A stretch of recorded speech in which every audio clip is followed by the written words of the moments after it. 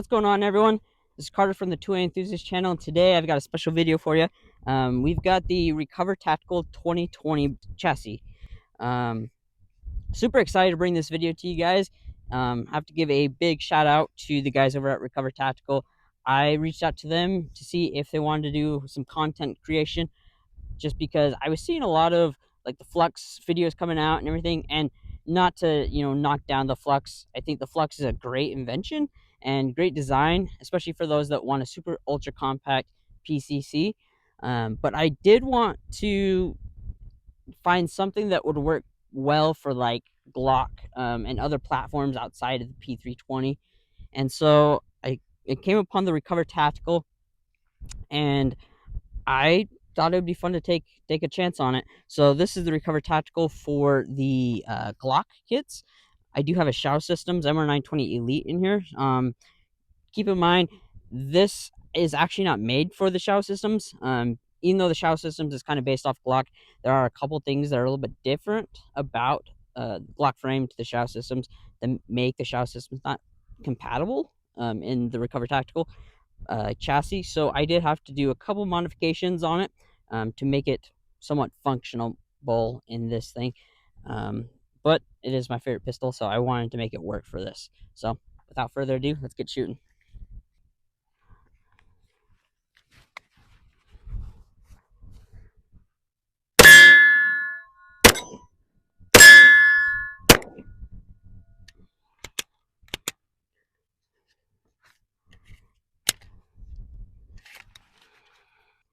All right, so we are going to try out the Recover Tactical with the Shao Systems MR920 Elite and the Huxwrk 9K Flow TI.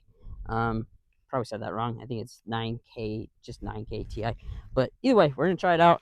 We've got some 147 grain subs from Fiocchi, and we're going to see how it likes it. So far, so good. I was a little unsure of the flex. Just playing with it at home, I have a little bit of a flex right here, where the I guess fin or brace folds. I get a little bit of flex depending on how hard I drive it into my shoulder. So far, so good. It's running pretty well. Like I said, this isn't made for the Shao Systems, so it, as you can see here, the gun kind of flexes inside of it a little bit, because what happens is it's actually it's got a screw right here and then cut out, so it actually grabs onto the trigger guard, and that's kind of its main point of where it indexes. If you were running a Glock, it would actually index right here, kind of right in the backside of the kit itself. But because this isn't a Glock, I had to again do some slight changes to allow for the Shao Systems to fit and also run. So let's get into it.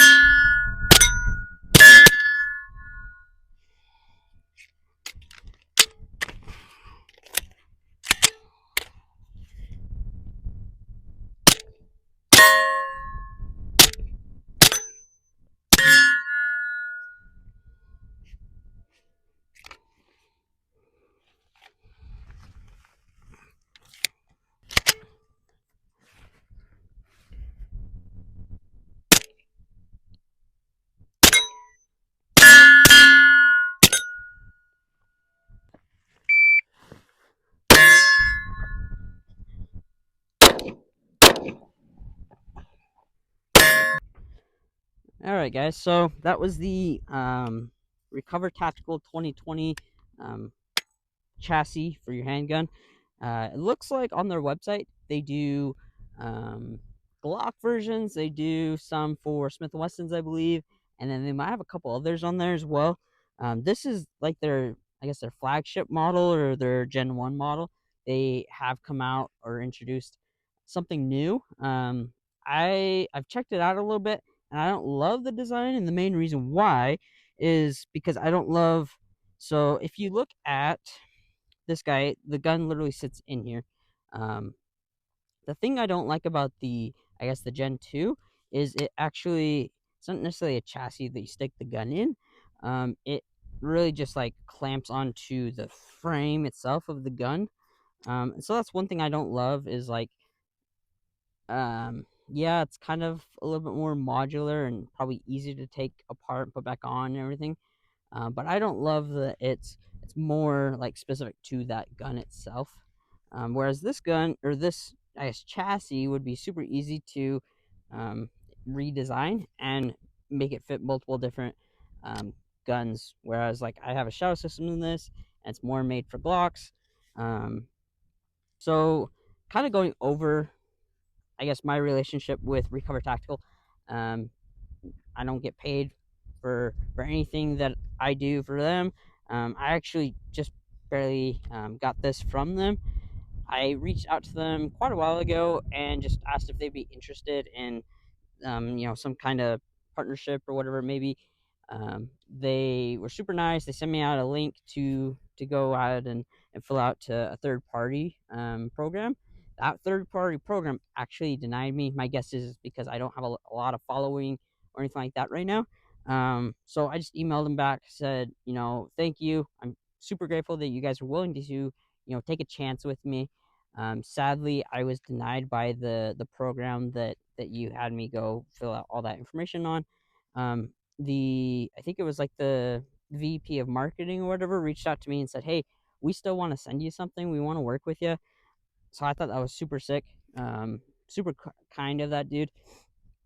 So it was like a week or so later, the whole kit showed up at my door, and I was super excited to be able to check this out.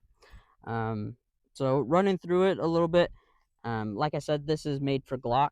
The cool thing is it does run like multiple different styles of Glock. So you could do, I guess when I say styles, I mean multiple different models. So you could do a Glock 19, you could do a Glock 17. Um, I think pretty much all of the full size Glocks, 9mm or 40 would fit in here. Don't quote me on that. I haven't done a ton of research, but it should fit most of your full size Glocks in 9mm or 40.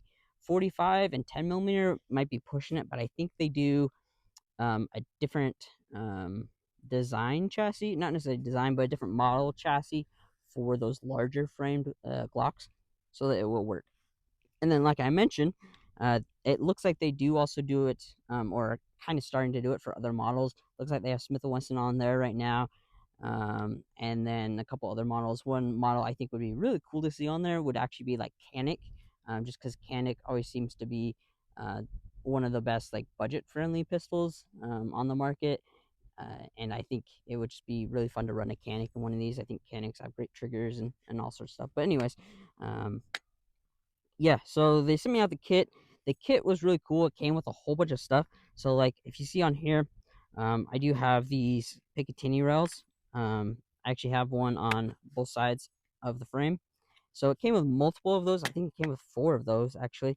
And then it comes with this really cool like magazine carrier, I guess. I don't love it. I like the design and I understand the design, but I don't love it. I think it can be improved upon at least, because one thing is it's off of retention, and it's really difficult to pull it out, um, even when it's loaded. Loaded, unloaded doesn't really matter. Doesn't even matter the magazines. So generally, I run P mags, but I did try a whole bunch of different Glock mags, made by Glock. I tried some KCI mags. I tried a couple different mags, and it just for whatever reason, I don't know if it needs broken in, or if it's just that's how it always is. But this was really really tight. How it clamps onto the I guess the chassis itself is it actually has this little push button. So if you push that button, um, you've now got it off, and really it's just there's a little lever in here that it just clamps onto, and then you just push the button, and went a little too far, but that's okay. So very simple. I do like that design. I think that's really cool, allowing you to be able to take it on and off. You do have to take it off if you're going to take the gun out of the frame itself, just because your screw is right here, and the frame opens up. So you do have to take this off. So it is nice that it makes it to where you can take it on and off. The other cool part is you can actually clamp these, I guess, rails that they send with the chassis, and you can be able to clamp on a accessory. So their mag carrier. I think they might have a couple other items, flashlight, whatever it may be. So that was really cool. I have not played with that and just ran just the handgun in it, but I thought that was really cool. But the mag carrier is one thing that I think I would improve on and change up a little bit. Is making it more maybe like a push button release. So like comparing it to the flux has a rear release right here, and you push that button and it releases it, of course. I think you could design something like that just on the side, so allowing you to just push the push the button right here, or again in the back, or in the front with your index, something like that. Um, just so that it's not necessarily riding off of retention, and being as tight as it is, it's not going to be cumbersome, because it is. I haven't been playing with it a ton to try and yank mags out of it, in and out kind of thing. The mags go in really well. It's pulling out that sucks. So that's something that I would change maybe. But overall, great design. Now, kind of cool. The recover brace, or I guess fin, you could call it. It does come with a strap, so you could wrap it around and brace it against yourself, and it has this little fin for your wherever you're putting it, I guess. But it's a neat design. It does have a little bit of a just has a push button. And then it does have this little, I guess, index point where the brace itself actually comes back and just locks right in. It doesn't move at all. So super great design on that. I really do like that. Makes it ultra compact. It actually was fairly comfortable shooting with this out braced against yourself. I kind of, when shooting it, was comparing it to like the 365 Raider. The 365 Raider, when I shot that, I actually had a massive bruise in my shoulder after shooting it, although I shot a whole bunch. But when shooting that one, the 365 Raider, the fin design that they had just really dug into you. It wasn't overly comfortable to shoot it. Now, I mean, this is a larger pistol, so maybe that's the difference, as well as you didn't get as much snap. But I did like their design of this fin, and I thought it did really well. And then the other thing came with this like bungee sling thing. I'll be 100% honest. I think it's trash. I probably will throw it away after today, and get something else. Honestly, what I think they should have done, what I would do at least, is I would maybe make the fin maybe a little bit wider, and then I would drill it out and put some sort of QD in there, so you can run like a single point sling on it. You could also do that. There's actually almost enough meat right here in the rear part of the frame itself that I'm pretty darn sure if you made it just a tad bit wider, you could actually put a sling swivel inside of here, as well as maybe even you could make this a tad bit wider and put like an M-lock design. So put two M-lock slots on here, and then that way people can run multiple different things. You could put a QD sling on here. You put multiple different things on here. So that's what I would do if I were to, I guess, give you any feedback. If Recover Tactical happens to be watching this, that's what I would do. Is make it maybe a little bit larger, put in a QD socket on here, and make it a little bit more convenient for people to run nicer slings. For example, Flux just came out with their new sling, that is super compact, packs away real nicely. I haven't gotten one of those yet, but I do hope to get one of those, and I might actually run it on here a little bit, as well as my MT5 that I've got. But I will say the Recovered Tactical chassis itself is super dope. If there was one other, I guess, recommendation, I would say is I think they should make this for a TX22 or 22s in general, 22 handguns, just because 22 handguns are super fun to shoot, especially when you're running them suppressed. Um, and so I think something like this chassis design would be something that I think would be a huge hit for people who want to run just a 22, just go, have fun at the range.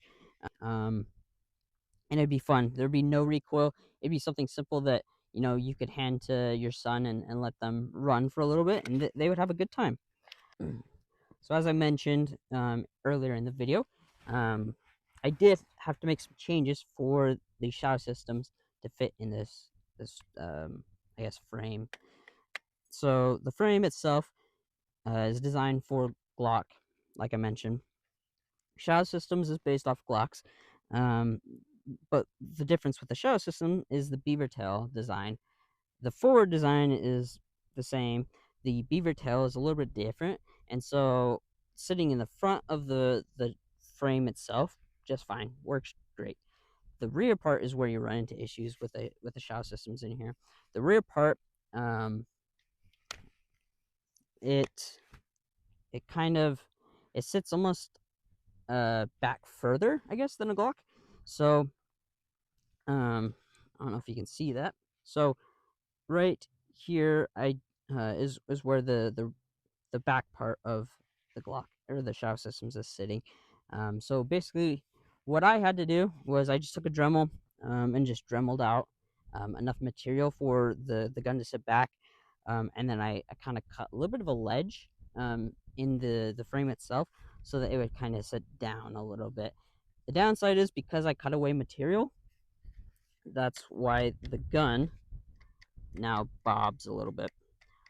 Not a huge deal because when I'm bracing it in, I'm pulling back and I guess down a little bit. So it's not a ginormous deal. It works, but still doesn't work as well as it was intended for. So the other part I did do, so like I mentioned, I dremeled here a little bit, and then I took off some material right here on the left side of the frame. So for me, I personally didn't like um, when I've got my hand on here on the frame, my hand, number one, even if this was a Glock, I couldn't get to the slide lock. I can't release that. I can't really break my grip to do it.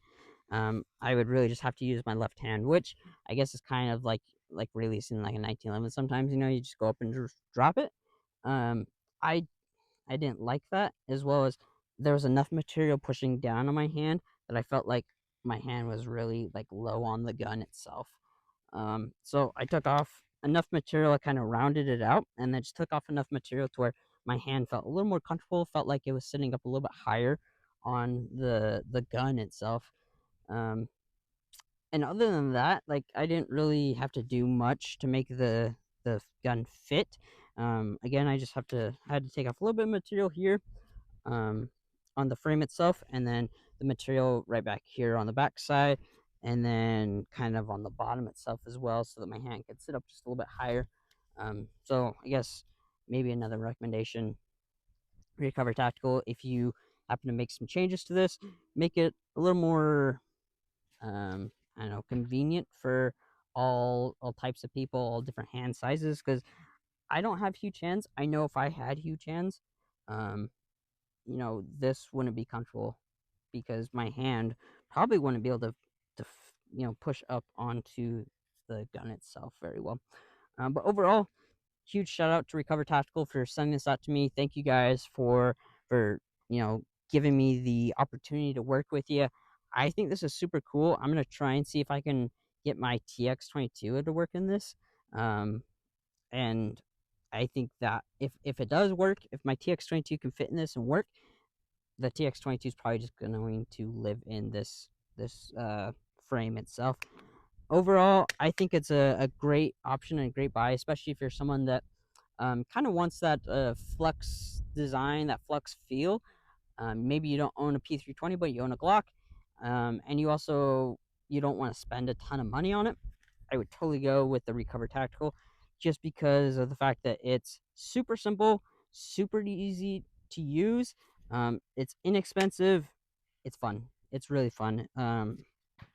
Highly recommend the Recover Tactical. Please like, comment, subscribe. Let me know what you think. Let me know if, um, you know, are there other frames out there that you run other guns in? Um, I'm only really familiar with like the Flux, the Recover Tactical now, and then I think there's a couple other smaller ones out in the market. But let me know what frames you run for your gun. So thank you very much.